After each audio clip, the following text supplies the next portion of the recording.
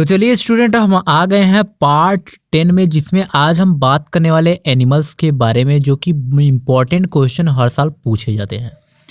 तो आप पूरा वीडियो देखिएगा, वीडियो को स्किप मत करिएगा, थोड़ा सा पेशेंस रखिएगा, जिससे आप आज के क्वेश्चन यहाँ से पाने वाले हैं, जो कि हर साल पूछे जाते हैं। ये क्वेश्चन हर बार पूछे जाते हैं, इसलिए मैं ये क्वेश्चन लाया हूँ आपके सामने। तो चलिए वीडियो को स्टार्ट करते हैं और आपको बताते हैं। तो सबसे पहला क्वेश्चन है, यहाँ पे आप देखते हैं। सबसे पहला क्वेश्चन है कि गाय के गर्भधारण करने के कितने दिन बाद बच्चे देते हैं। मतलब गाय जो होता है वो गर्भधारण करने के बाद कितने दिन बाद बच्चे देते हैं। तो इसका आंसर होगा 282 दिन। कितने दिन बाद? 282 दिन। नेक्स्ट क्वेश्चन पे चलते हैं। नेक्स्ट क्वेश्चन है आपका कि मुर्गी के अंडे का बाह्य कवच, मुर्गी के अंडे का बाह्य कवच किसका बना होता है। जानते हैं मुर्गी का ये अंडा होता है, इसके जो बाहरी कवच होते हैं, ये जो बाहरी कवच होते हैं वो किसका बना होता है। तो आपको बता दूं, कैल्शियम कार्बोनेट का। यहाँ पे कैल्शियम इस गलत लिखा है, आप समझ जाइए, मैं वर्ड बोल रहा हूँ उसे सुनिए, कैल्शियम कार्बोनेट का। नेक्स्ट क्वेश्चन पे चलते हैं। नेक्स्ट क्वेश्चन है आपका कि 1 ग्राम प्रोटीन से कितना कैलोरी ऊर्जा मिलता है।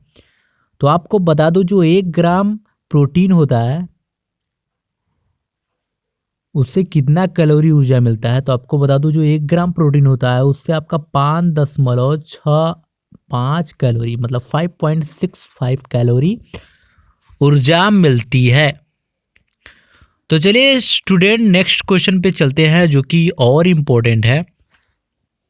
नेक्स्ट क्वेश्चन है कि 1 ग्राम वसा, मतलब कि फैट, से कितना कैलोरी ऊर्जा मिलता है। तो आपको बता दूं, 9.3 कैलोरी, मतलब 9.3 कैलोरी ऊर्जा मिलता है। तो चलिए नेक्स्ट क्वेश्चन पे चलते हैं और आपको बताते हैं। नेक्स्ट क्वेश्चन है आपका कि प्रथम दुधारू, गलती से दुधारू लिखा गया है यहाँ पे, क्योंकि जब इसको लिखा जाता है हिंदी में तो टाइपिंग वक्त कुछ मिस्टेक्स हो जाती हैं। प्रथम दुधारू नस्ल का नाम। तो आपको बता दूं, जो प्रथम दुधारू नस्ल है वो साहीवाल है, और हर बार पूछा गया, आप न बिलीव हो तो बीएससी या एमएससी या यूपी कैडेट या कोई भी पेपर्स निकाल के देख लीजिए, उसमें आपको साहीवाल से रिलेटेड क्वेश्चन जरूर मिलेंगे।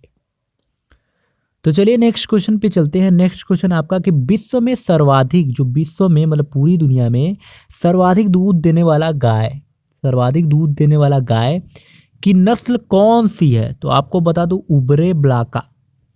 उबरे ब्लाका जो नस्ल होती है गाय की, वो सबसे ज्यादा दूध देती है। तो चलिए नेक्स्ट क्वेश्चन पे चलते हैं। नेक्स्ट क्वेश्चन आपका कि गायों की सबसे भारी नस्ल कौन सा है। तो आपको बता दूं, जो गायों की सबसे भारी नस्ल होता है वो होता है कांकरोच। कौन सा होता है? कांकरोच होता है, जो कि सबसे भारी नस्ल है। तो चलिए स्टूडेंट, नेक्स्ट क्वेश्चन पे चलते हैं और आपको बताते हैं। नेक्स्ट क्वेश्चन है कि गाय भैंसों के हीट पीरियड का औसत समय कितने घंटों का होता है। तो गाय भैंसों के जो हीट पीरियड का औसत समय कितने घंटों का होता है, वो 24 से 36 घंटे, आवर्स, मतलब 24 से 36 घंटे का होता है। नेक्स्ट क्वेश्चन है कि गाय भैंस का सामान्य औसत ताप कितना होता है। तो जो गाय भैंस है उसके सामान्य औसत ताप जो होता है शरीर का, वो 101.5 डिग्री सेल्सियस होता है, या 101.5 डिग्री सेल्सियस होता है। नेक्स्ट क्वेश्चन है आपका कि गाय का तापमान लेने के लिए उसके शरीर के किस भाग से ली जाती है। मतलब जब भी गाय का तापमान लिया जाता है तो वो किस भाग से ली जाती है। तो आपको बता दो, गुदा द्वार से। जो गाय के शरीर का जब भी टेम्परेचर लेंगे वो गुदा द्वार से लेते हैं, जहां से वो लैट्रिन करती है। नेक्स्ट क्वेश्चन पे चलते हैं। ये इंपॉर्टेंट क्वेश्चन, अगर आपको अच्छा लग रहा है तो प्लीज़ सब्सक्राइब और लाइक कर दीजिए, जिससे आपको वीडियो के नोटिफिकेशन भी मिलते रहेंगे इंपॉर्टेंट वीडियो के। ये BHU, BSc, MSc, UP cadet, all agriculture entrance exam की तैयारी हम यहाँ पे करवाते हैं। नेक्स्ट क्वेश्चन है आपका कि गाय, भैंस, बकरी में नाड़ी गति, जो नाड़ी गति होती है, पल्स रेट जिसे कहते हैं, उस नाड़ी गति को कैसे ज्ञात करते हैं? गाय, भैंस, बकरी की नाड़ी गति को कैसे ज्ञात करते हैं? तो आपको बता दूं, उसके पूंछ की जड़ से काक्सीजियल जो धमनी होती है उसके ऊपर हाथ रखकर जानकारी लेते हैं। नेक्स्ट क्वेश्चन है आपका कि घोड़ा, गधा, खच्चर में नाड़ी गति को कैसे मापते हैं? तो आपको बता दूं, जो घोड़ा, गधा और खच्चर में होता है उसकी नाड़ी की गति अगर नापते हैं, नाड़ी मतलब आप देखते हैं कि डॉक्टर के पास जाते हैं तो वो आपके हाथ को पकड़ता है और आपकी पल्स रेट को जांचता है, तो वही ऐसे ही जानवर में भी होता है कि उसके नाड़ी गति को भी, पल्स रेट को भी मापने के लिए कैसे मापते हैं? तो आपको बता दूं, जो जबड़ा होता है घोड़ा, गधा या खच्चर का, तो उसके नीचे लगी रहती है मैक्सिलरी धमनी रहती है। कौन सी धमनी रहती है? मैक्सिलरी धमनी रहती है, और उसी के ऊपर हाथ रख कर या अंगुली रख कर चेक कर लेते हैं कि इसकी पल्स रेट कितनी चल रही है। तो वो कौन सा धमनी है? मैक्सिलरी धमनी है, और जबड़े के नीचे रहती है, और वहीं पे हाथ रख के इसको मापते हैं। नेक्स्ट क्वेश्चन पे चलते हैं और आपको बताते हैं। नेक्स्ट क्वेश्चन है आपका कि विश्व में भेड़ों की लगभग कितनी सालें पाई जाती हैं? सॉरी, ये सालें नहीं होती हैं, ये गलती से सालें यहाँ पे लिखा गया है, यहाँ पे होगा आपका नस्लें। क्या होगा? नस्लें होगा। ये हमने टाइपिंग आज किसी और को दे दिया था करने के लिए, तो ये मिस्टेक हो गया था। तो आपको विश्व में भेड़ों की लगभग कितनी नस्लें पाई जाती हैं? तो आपको बता दूं, 200 नस्लें पाई जाती है। कितनी पाई जाती हैं? 200 नस्लें पाई जाती है। नेक्स्ट क्वेश्चन है आपका कि भारत में भेड़ों की प्रमुख कितनी नस्लें हैं?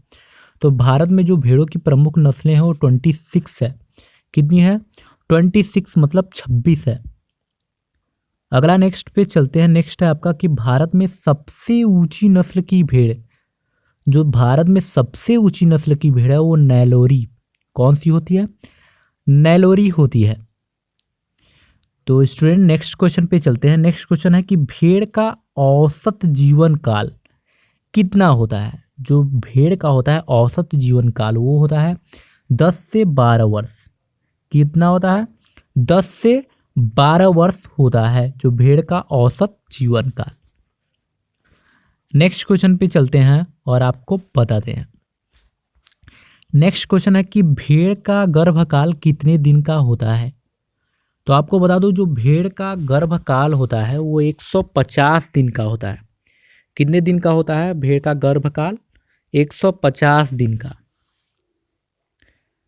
तो चलिए नेक्स्ट क्वेश्चन पे चलते हैं। नेक्स्ट क्वेश्चन है कि मादा भेड़ कितने दिनों में प्रजनन योग्य हो जाता है? तो आपको बता दूं, जो मादा भेड़ होता है वो 9 से 14 महीने में प्रजनन योग्य हो जाता है। तो चलिए नेक्स्ट क्वेश्चन पे चलते हैं और आपको बताते हैं कि विश्व की दूध की रानी किसे कहा जाता है? तो आपको बता दो, जो विश्व की दूध की रानी है वो सानेन या सनेन इसे भी कह सकते हैं, सानेन नस्ल की बकरी को कहते हैं। विश्व की दूध की रानी सानेन नाम नस्ल की बकरी को कहते हैं। अगला नेक्स्ट क्वेश्चन है कि गरीबों की गाय किसे कहा जाता है? तो आपको बता दूं, गरीबों की जो गाय होती है वो बकरी को कहा जाता है। किसको कहा जाता है? बकरी को कहा जाता है। नेक्स्ट क्वेश्चन पे चलते हैं। बकरी की उम्र काल कितनी होती है?